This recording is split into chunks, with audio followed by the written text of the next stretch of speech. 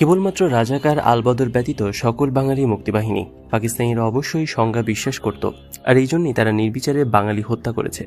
নির্বিচারে বাঙালি হত্যা করা ছাড়া পাকিস্তানি সৈনিকদের আর যা করার ছিল তা হলো আত্মসমর্পণ। পাকিস্তানি সেনাবাহিনীর অবস্থা ছিল দ্বীপান্তরে বা নির্বাসনে আসা মানুষের মতো। নির্বাসনে বা দ্বীপান্তরে যেসব মানুষ আসে তারা থাকে নিরস্ত্র, কিন্তু পাকিস্তানি সেনাবাহিনীর সৈনিকদের আধুনিক অস্ত্রশস্ত্র দিয়ে নিজ ভূখণ্ড পাকিস্তান থেকে 1200 মাইল দূরে বাংলাদেশে নির্বাসনে পাঠানো হয়েছিল।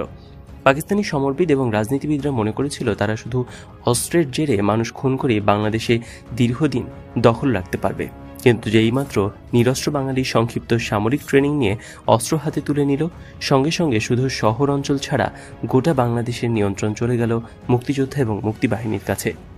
বাংলাদেশে আসা পাকিস্তানি সেনাবাহিনীর কাছে যেই ধরনের অস্ত্র এবং যেই পরিমাণ অস্ত্র ছিল তা দিয়ে কেবল নিরস্ত্র মানুষকে দীর্ঘদিন দাবিয়ে রাখা যেত ঠিকই, কিন্তু সশস্ত্র মানুষকে বেশি দিন দাবিয়ে রাখা কিছুতেই যেত না। এবং ভারতের মতো একটি রাষ্ট্রের আক্রমণ মোকাবেলা করার ক্ষেত্রে বাংলাদেশে অবস্থানরত পাকিস্তানিদের অস্ত্র ছিল সম্পূর্ণ অকার্যকর।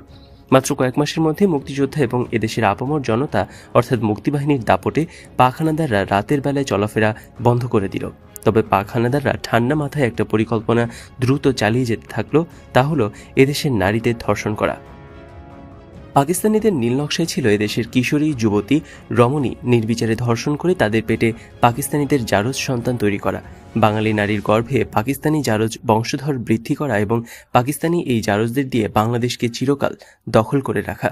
পাকিস্তানিরা তাদের পরিকল্পনা বাস্তবায়িত করার জন্য গোলাম আজম, মতিউর রহমান নিজামীর মতো মুষ্টিমেয় হাতে গোনা কতিপয় ঘৃণিত ব্যক্তিকে তাদের দোসর হিসেবে পেল ঠিকই, কিন্তু গোটা বাঙালি জাতি পাকিস্তানিদের চিরদিনের জন্য উপড়ে ফেলার জন্য ছিল বদ্ধপরিকর।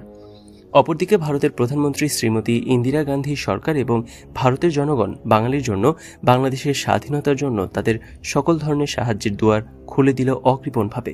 মুক্তিযুদ্ধের 9 মাসের মাথায় ভারতের সাথে পাকিস্তানের যুদ্ধ বেঁধে গেল। একদিকে মুক্তিযোদ্ধা জনগণ মিলে 7.5 কোটি মুক্তিবাহিনী, তার সাথে যোগ হলো ভারতীয় সেনাবাহিনী। মুক্তিবাহিনী আর ভারতীয় বাহিনী মিলেমিশে হলো মিত্রবাহিনী। 6 ডিসেম্বর মিত্রবাহিনী সাঁড়াশি আক্রমণ শুরু করলো।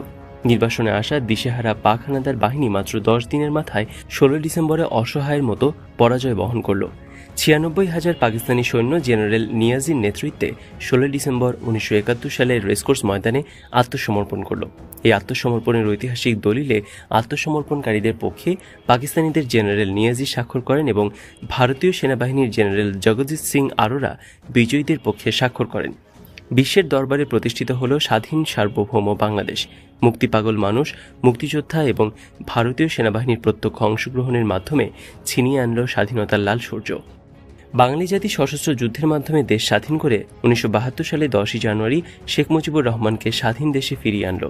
স্বাধীন দেশে ফিরে সে বঙ্গবন্ধু, যার সফল নেতৃত্বে বাংলাদেশ স্বাধীন হয়েছে, বিপ্লবী সরকারের প্রধানমন্ত্রী বা মুজিবনগরের সরকারের প্রধানমন্ত্রী তাজউদ্দিন আহমেদকে প্রধানমন্ত্রীর পদ থেকে সরিয়ে নিজে প্রধানমন্ত্রী হলেন।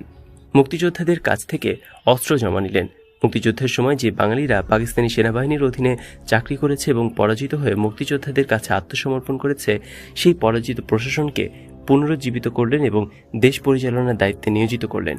আর মুক্তিযোদ্ধারা কে কোথায় গেল তার কোনো খবর রাখলেন না। শুধু তাই নয়, ভারত সরকারের কাছে মুক্তিযোদ্ধাদের সম্পূর্ণ সঠিক তালিকা থাকা সত্ত্বেও সেই তালিকা না এনে নানা জনকে দিয়ে নানা রকমের মুক্তিযোদ্ধা সার্টিফিকেট বিতরণ করলেন। আমার জানা মতে ওই মুক্তিযোদ্ধা সার্টিফিকেট কোনো প্রকৃত মুক্তিযোদ্ধা তো নেয়নি, বরং যারা রাজাকার ছিল, চরম সুবিধাবাদী ছিল, যারা মুক্তিযুদ্ধের ধার কাছ দিয়েও হাঁটেনি, তারাই ওই সকল মুক্তিযোদ্ধা তালিকাভুক্ত হয়েছে এবং সার্টিফিকেট নিয়েছে। একজন মুক্তিযোদ্ধা জাতির কাছ থেকে কেবলমাত্র সম্মান ব্যতীত আর কিছু পাওয়ার থাকতে পারে না। মুক্তিযোদ্ধারা জাতির গৌরব। ভারত সরকারের কাছ থেকে মুক্তিযোদ্ধাদের পূর্ণাঙ্গ তালিকা নিয়ে আসার সহজ পন্থা গ্রহণ না করে কেন শেখ মুজিবুর রহমান নানা জনকে দিয়ে নানান রকমের তালিকা আর মুক্তিযোদ্ধার সার্টিফিকেট দিয়ে লেজে গোবরে বেহাল অবস্থা করলেন তা বোধগম্য নয়। মুক্তিযোদ্ধারা থাকবে না, থাকবে দেশ। থাকতে হবে মুক্তিযোদ্ধাদের তালিকা। কিন্তু শেখ মুজিব অতি সামান্য এবং অতি সহজ কাজ ভারত থেকে মুক্তিযোদ্ধাদের প্রকৃত তালিকা নিয়ে আসতে কেন ব্যর্থ হলেন? এই ব্যর্থতার জন্য একজন মুক্তিযোদ্ধা হিসেবে বঙ্গবন্ধু শেখ মুজিবকে কখনোই ক্ষমা করব না। বঙ্গবন্ধু শেখ মুজিবুর রহমানের প্রতি জাতির ভালোবাসা, শ্রদ্ধা, সর্বোপরি বিশ্বাস আকাশ ছোঁয়া। তিনি সদ্য স্বাধীন বাংলাদেশের প্রধানমন্ত্রী। জাতির আশা ছিল মুক্তিযুদ্ধে অংশগ্রহণকারী রাজনৈতিক দলগুলো নিয়ে বঙ্গবন্ধু শেখ মুজিব একটি জাতীয় সরকার গঠন করবেন। কিন্তু বঙ্গবন্ধু শেখ মুজিবুর রহমান তা করলেন না। তিনি সরকার গঠন করলেন মুক্তিযুদ্ধের কঠিন ত্যাগের পরীক্ষায় পিছিয়ে পড়া, দেশ ও জাতির প্রতি দায়িত্ব পালনে চরমভাবে ব্যর্থ, সুবিধাভোগী আওয়ামী লীগের সেই সব ব্যক্তিদের নিয়ে। মুক্তিযুদ্ধের সফল নেতা তাজউদ্দিন আহমেদ সহ সকল মুক্তিযোদ্ধাদের দূরে ঠেলে বঙ্গবন্ধু শেখ মুজিবুর রহমান পরাজিত প্রশাসন এবং লোকদের দিয়ে সশস্ত্র যুদ্ধের মাধ্যমে বিজয়ী একটি জাতি ও এদেশকে পরিচালনা করতে গিয়ে আসলে বিজয়ী জাতিকে পরাজয়ের গহ্বরে ঠেলে দিলেন। একজন জাতীয় নেতার জ্ঞানগরিমা আর অভিজ্ঞতায় পূর্ণাঙ্গ সফল হতে যদি 100 মার্কের দরকার হয়, তবে বঙ্গবন্ধু শেখ মুজিবুর রহমানের ছিল 50 মার্ক। পাকিস্তানের 23-24 বছরের আন্দোলন আর সংগ্রামের মধ্যে দিয়ে শেখ মুজিবুর রহমান 50 মার্ক অর্জন করেছিলেন, আর বাকি 50 মার্ক অর্জন হতো যদি বঙ্গবন্ধু শেখ মুজিব 71-এ মহান মুক্তিযুদ্ধের সময় পাকিস্তানিদের কাছে বন্দী না হয়ে মুক্তিযুদ্ধের নেতৃত্ব দিতেন। তাহলে তিনি প্রত্যক্ষভাবে বুঝতেন মুক্তিযুদ্ধ কি, মুক্তিযুদ্ধের চেতনা কি, মুক্তিযুদ্ধের আদর্শ কি, মুক্তিযোদ্ধা কারা হয় এবং কিভাবে হয়। একটা জাতির জীবনে মুক্তিযুদ্ধ বারবার আসে না। জাতির জীবনে মুক্তিযুদ্ধ আসা বিরল ত্যাগের ব্যাপার। একমাত্র মুক্তিযুদ্ধের মাধ্যমে একটি জাতি দেহ মনে মাথা তুলে দাঁড়ায় এবং পুরনো ধ্যান ধারণা, পুরনো সকল ব্যবস্থা, সংকীর্ণ সকল চিন্তা ঝেড়ে ফেলে নতুন জাতি জন্ম নেয়। একমাত্র মুক্তিযুদ্ধের জীবনপণ কঠিন পরীক্ষার মাধ্যমে দেশ এবং জাতির সেবায় এগিয়ে আসে জাতির বীর সন্তানেরা, আর পিছনে পড়ে যায়, পালিয়ে যায় সুবিধাবাদী ভীরু কাপুরুষের দল। কেবল মুক্তিযুদ্ধের সময় পরিষ্কার চেনা যায় কারা সুবিধাভোগী ভীরু কাপুরুষ আর কারা ত্যাগী পুরুষ। কিন্তু জাতির দুর্ভাগ্য বঙ্গবন্ধু শেখ মুজিবের। বঙ্গবন্ধু শেখ মুজিবুর রহমান চিনলেন না, জানলেন না জাতির সাহসী ত্যাগী পুরুষদের। এখানেই বঙ্গবন্ধু শেখ মুজিবের 50 মার্ক ঘাটতি থেকে গেল। শুধু 50 মার্ক নিয়ে তিনি দেশ চালাতে গেলেন। পাকিস্তানিরা যুদ্ধে পরাজিত হলো, বন্দী হলো, কিন্তু তাদের পরাজিত দাবিদারি বাঙালি প্রশাসনটা শুধু অক্ষতই রাখলেন না, বরং বিজয়ী বাঙালি জাতির মাথার উপর পুনরায় চাপিয়ে দিলেন। তিনি দলে এবং প্রশাসনে মুক্তিযোদ্ধাদের তেমন স্থান দিলেন না। একসময় যারা বঙ্গবন্ধু শেখ মুজিবের দলে ছিল তারা বিভক্ত হলো, জাতীয় বিভক্ত হলো, বাড়তে থাকলো নিরাশার সংখ্যা। হতাশা আর নিরাশার ভেতর দিয়ে সময় বয়ে যেতে থাকলো। এদেশের কৃষক, শ্রমিক, ছাত্র জনতা এবং সাধারণ মানুষ জীবনপণ করে যুদ্ধ করেছে। জীবনপণ করা সকল যোদ্ধাদের তথা গোটা জাতির শুধু একটাই স্বপ্ন ছিল, একটাই আশা ছিল। সেই স্বপ্ন আর আশা হলো সুখে থাকার স্বপ্ন, সুখে থাকার আশা। সুখ বলতে যা বোঝায় তা হলো থাকার জন্য ঘর, ক্ষুধার জন্য অন্ন, রোগ শোকের জন্য চিকিৎসা, পরিধানের জন্য বস্ত্র এবং জ্ঞানের জন্য শিক্ষা।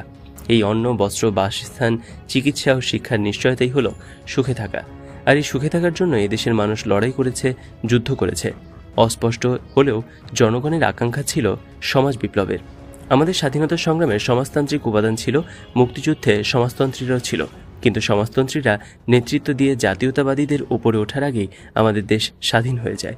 মুক্তিযুদ্ধ বিকাশ লাভ না করে অসমাপ্ত থেকে যায়, ফলে সামাজিক বিপ্লবও অসমাপ্ত থেকে যায়। স্বাধীনতার অর্থ হচ্ছে জনগণের মুক্তি। দেশ স্বাধীন হলো কিন্তু জনগণ মুক্তি পেল না, জনগণের অর্থনৈতিক মুক্তি হলো না। স্বাধীনতা উত্তর বাংলাদেশে পুরাতন সমাজ কাঠামো ভেঙে নতুন সমাজ গড়ার মধ্যে দিয়ে সকল মানুষের জন্য অধিকার এবং সুযোগের সাম্য প্রতিষ্ঠা না করে বরং প্রতিহত করেছে সামাজিক বিপ্লবকে, অক্ষুণ্ণ রেখেছে অসম বিকাশের পুরাতন ধারাকে। তারা লুণ্ঠন করেছে দুহাতে। আমলা, কালো ব্যবসায়ী, অসৎ রাজনীতিক এরা ক্রমাগত ধনী হয়েছে স্বাধীনভাবে। জনগণের অগ্রগতি হবে কি? তারা আরও নিঃস্ব, আরও দরিদ্র হতে লাগলো। নেতৃত্ব সমগ্র জনগণের স্বার্থ দেখে না, শ্রেণী স্বার্থ দেখেছে। তাৎপর্যের বিষয়ে নেতৃত্ব যে কেবল শ্রেণীতে সীমাবদ্ধ ছিল তা নয়, আটক ছিল দল এবং সর্বোপরি পরিবারের কাছে। দেশে দুর্ভিক্ষ শুরু হলো, হাজার হাজার মানুষ না খেতে পেয়ে ক্ষুধায় মারা গেল। বৃদ্ধি পেল লুণ্ঠন এবং দুর্নীতি। শেখ মুজিবের নেতৃত্ব বিশ্বাসযোগ্যতা হারাতে লাগলো। অপরদিকে অসমাপ্ত সামাজিক বিপ্লবের বিপ্লবীরা পূর্ব বাংলার সর্বহারা পার্টির মহান নেতা কমরেড সিরাজ শিকদারের নেতৃত্বে তাদের সশস্ত্র বিপ্লবী তৎপরতা তীব্রতর করে তোলে। যুবকরা পূর্ব বাংলার সর্বহারা পার্টি জিন্দাবাদ, কমরেড সিরাজ শিকদার জিন্দাবাদ ধ্বনি দিয়ে দেশে ব্যাপক এক নতুন সংগ্রাম শুরু করে।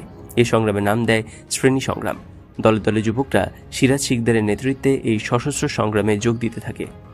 আদিকাল থেকে শিক্ষিত এবং ধনী পরিবারের সিরাজ শিকদার জন্মগ্রহণ করেন। সিরাজ শিকদার খুব মেধাবী ছাত্র ছিলেন এবং নিজে বিএসসি সিভিল ইঞ্জিনিয়ার ছিলেন। ছাত্রজীবনে তিনি বামপন্থী ছাত্র সংগঠন করতেন। শ্রেণী সংগ্রাম এবং সমাজ বিপ্লবের প্রয়োজনে কমরেড সিরাজ শিকদারের সশস্ত্র সংগ্রাম এতই ব্যাপক এবং তীব্র হলো যে শেখ মুজিবুর রহমানের প্রশাসন দিনকে দিন অচল হয়ে যেতে শুরু করল। নির্যাতিত, নিপীড়িত, শোষিত বাঙালির হৃদয় কমরেড সিরাজ শিকদারকে ঘিরে নতুন করে স্বপ্নদানা বাঁধতে লাগল।